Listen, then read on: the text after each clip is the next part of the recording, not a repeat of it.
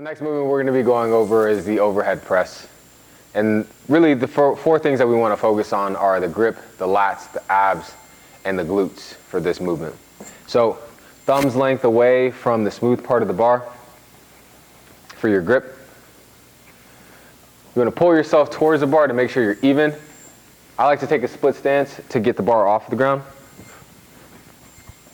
From there, knees are going to be locked, glutes squeezed, lats engaged, abs engaged. Press overhead, pull it all the way back down.